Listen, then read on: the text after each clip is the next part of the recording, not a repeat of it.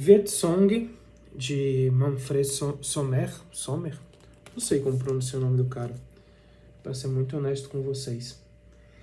É um pedaço de uma obra maior. Frank Capra, esse personagem que estampa a capa, né, de Vietzong, foi um personagem criado pelo Manfred quando ele volta a fazer quadrinhos. Ele fez quadrinhos no começo da carreira, mas o cara se destacou tanto por ser um ilustrador absurdo, isso dá para ver claramente nas páginas do quadrinho, lindamente coloridas, com composições muito bonitas. Olha esse quadro dele com a camisa rasgada, pelo amor de Deus, cara, isso aqui é muito bonito. Ele se destaca como ilustrador e artista plástico e começa a trabalhar nisso integralmente. Segundo o que diz o próprio prefácio aqui do quadrinho publicado pela Abril, naquela série Graphic Novel. Cara, para quem não sabe, essa série aqui tem coisas muito boas circulando por um preço quase risível nos estantes virtuais da vida. Procurem a série inteira, tem coisa muito interessante. Eu sempre compro todas as que eu consigo. Pois bem, o Frank Capra é esse personagem mais famoso do Manfred quando ele volta a fazer quadrinhos. Então ele tem essa quebra com a indústria, depois ele volta para a indústria, fazendo quadrinhos de guerra, fazendo quadrinhos de gênero. E o único quadrinho publicado dele no Brasil, até onde eu tenho conhecimento, é o Vietzong. Pelo que o nome já faz alusão, a gente está vendo uma história do Frank Capra no Vietnã. Ele é um repórter, ele é um jornalista. Existem vários bons personagens jornalistas e existem vários bons personagens jornalistas de guerra, né? Se eu não me engano, aquele Ernie Pike é exatamente sobre isso, né? Eu li até a metade, mas eu dei uma parada. Mas é exatamente sobre isso. E aqui no Vietzong a gente vai, na verdade, ler uma coletânea de histórias do Frank Capra, esse jornalista que tem um viés humanista. Ele é claramente um cara com um viés humanista, assim. Tem toda essa pecha de europeu bonitão, parece um ator da época, dos anos 80, né? Um cara bonitão desses, que estrelava grandes filmes, mas ele tem uma pegada humanista. O próprio quadrinho também tem uma pegada humanista. Ele começa com cartas, correspondências do Frank Capra, contando um pouco sobre os horrores que ele está vendo na guerra, né? E, cara, os desenhos realmente são muito bonitos. E é impressionante, né? Como a gente é capaz de conseguir estetizar essas fardas militares, esse mundo militar, esse mundo de guerra mesmo, que é tão feio, é tão sujo, é o fim, né? O fim da política, é o fim da sociedade enquanto forma de se relacionar.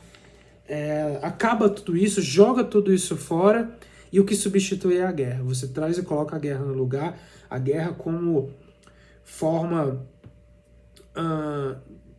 de antipolítica, né? Da destruição da política, fim último da morte, enfim. Mas são lindamente ilustrados. Olha esse tanque, essa floresta, é tudo realmente muito bonito. Seguindo depois essa história, que abre, assim, quase que de uma forma experimental, né, o quadrinho, aí a gente tem a história que dá nome, o Vietzong. Ele se reencontra com uma amiga antiga dele num bar, que é uma cantora. E eles vão conversar, e o Frank Capra vai contar umas histórias de quando ele estava começando no ramo de jornalista. Inclusive, as cores do Manfred são muito vivas, ele tinha um domínio de forma e volume. As composições, pelo amor de Deus, essa luz no rosto dele, sabe, contornando os músculos. O cara era muito virtuoso mesmo, assim. A gente fala de alguns grandes desenhistas e que merecem todos os louros, mas às vezes a gente esquece alguns outros, como é o caso dele, porque ele tem uma obra extensa, mas alguma editora tinha que dar uma de arqueóloga e trazer de volta, porque além de, como eu disse, o cara, porra, ter essa habilidade, essa virtuosidade completa, um artista completo, o cara ainda era claramente um artista com uma grande capacidade crítica. Então, nessas histórias do Vietnã, a gente obviamente vai ver se dar conta do terror, né? Mas por esse viés da informação, do circuito de informação. O jornalista tentando ir atrás daquilo, né? Daquela investigação, daquela reportagem, e o editor tentando manipular isso e transformar isso em produto.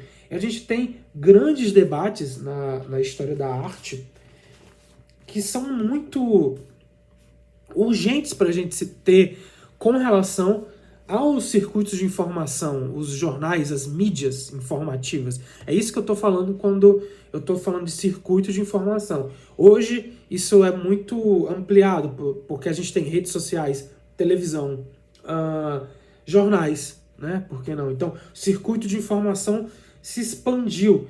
E o Frank Capra, com a sua certa intransigência, que era um traço desse cara meio bad guy, anos 80, né? Essa coisa caótico bom, sabe? Aquele alinhamento de RPG. O cara é caótico, mas ele tem um bom coração, uma coisa meio Han Solo. O personagem consegue fazer a denúncia e fazer a crítica ao horror da guerra. Mas essa crítica, ela tá sempre tentando correr contra a máquina da publicação, da rapidez da publicação sob demanda, de agradar um público, de tentar transformar aqueles horrores numa coisa sensacionalista. E aí isso conversa, como eu falei, com outras grandes obras. Tem um filme do Godard, que é sobre a foto da Jane Fonda. Agora me evaporou o nome do filme que eu ia falar, mas tá aparecendo na tela. Godard grava, então, acho que é com o grupo de Ziga Vertov, esse filme analisando uma foto da Jane Fonda no Vietnã. Jane Fonda que, porra, teve um papel no ativismo e que eu acho que muito tem seu valor, tá? Não sou...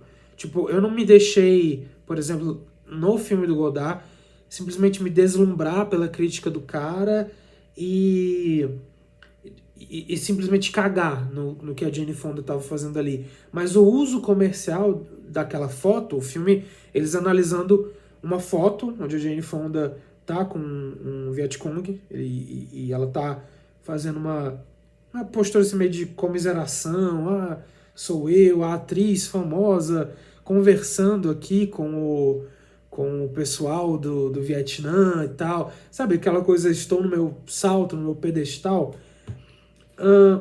Mas o uso comercial, acima de tudo, que é o grande problema daquela imagem, porque a imagem em si a gente não vai ter nunca o contexto do que estava sendo falado, do que estava sendo pensado, do que estava sendo feito. Mas o uso da imagem é um fato, a gente rastreia, a gente vê qual é a reação das pessoas perante aquela imagem e o que aquela imagem ecoa no mundo. Então, quando aquela imagem vai ser usada por revistas, vai lá o Godard tacar um ensaio em cima daquilo, analisando a posição da própria esquerda. É a esquerda americana que quer falar pelos Vietcongs, ou são os Vietcongs que devem falar? Então, assim, esse é um ponto de vista interessante. E há uma espécie de crítica que vai nesse caminho, a crítica ao circuito da informação. O Capra, ele é esse fotógrafo que vai trabalhar por por meios, né, meio escusos, mas que, como eu falei, é um cara humanista. Ele vê o desastre que é a guerra, em contraste com o editor dele, do jornal, que é um cara mais, sabe, enfim, mais lucrocêntrico, vamos dizer assim, né? E tudo isso que está aqui no quadrinho me deixa pensando sobre as nuances, né, do debate acerca dos meios de comunicação. Tem uma história, a última que fecha, ela é muito boa. O Capa, ele é pego, enfim, o exército inimigo pega o cara, trancafia o cara, e ele tem um vietnamita que ele fica amigo do cara. Então eles... do Capa, né, no caso. Então eles começam... É quase como um buddy movie, sabe? Aqueles filmes de parceiros saindo de uma enrascada, de um problema, enfim. Tem esse viés. E eu não me canso de ficar maluco nessas cores e na maneira que o Manfred trabalha, né, com os volumes e as luzes. O cara era realmente muito bom, a página brilha, né? Ainda que seja um quadrinho velho que já está no limiar aqui, quase juntando traço. Mas enfim, ele fica amigo desse garoto, eles vão tentar escapar juntos. E você vê ali naquela aventura deles todo um bastidor para conseguir uma foto, para conseguir uma matéria, sabe? Toda uma história pregressa, sabe? Será que aquilo ali passa pro DNA da matéria? Digo, será que a gente hoje consegue desenvolver textos, desenvolver uma visão crítica, um corpo crítico dentro dos circuitos de informação capaz de te fazer sentir, fazer entender o que esses jornalistas, esses homens da imprensa, né, essas pessoas que trabalham com isso, passaram nesse processo? Ou será que eles passaram, de fato, por alguma coisa? Porque a impressão que eu tenho é essa. Circuito de informação, hoje em dia, é quase que um fast food, um ultraprocessado mental que entra na sua cabeça. O Twitter é isso. Um ultraprocessado mental que entra na sua cabeça, destrói todos os seus neurônios, acaba com a sua visão de mundo, bagunça, e propositalmente bagunça. Agora a gente sabe. Não precisava que o Elon Musk fosse CEO do antigo Twitter para que a gente já percebesse que isso estava sendo feito. Então, eu fico muito na sanha pelas outras histórias. Tô lendo alguns outros álbuns do autor e do personagem, do Frank Capa, em espanhol, que é, enfim, que é a língua materna do cara.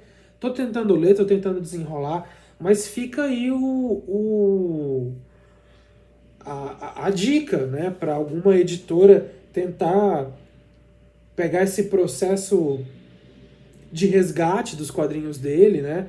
Ele não é um autor badalado entre os americanos, como é o caso do Junji Ito, que está sendo publicado tudo dele agora, ou de um Moebius. Então, sem esse respaldo americano, e curiosamente, sem o respaldo do circuito de informação da mídia de quadrinhos americana, fica difícil rolarem esses resgates.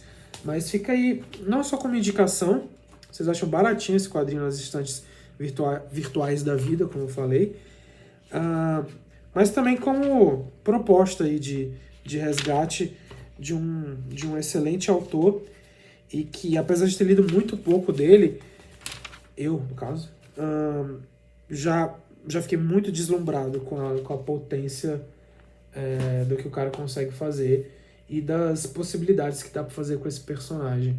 Definitivamente um quadrinho moderno, um quadrinho crítico e um quadrinho divertido também, por que não?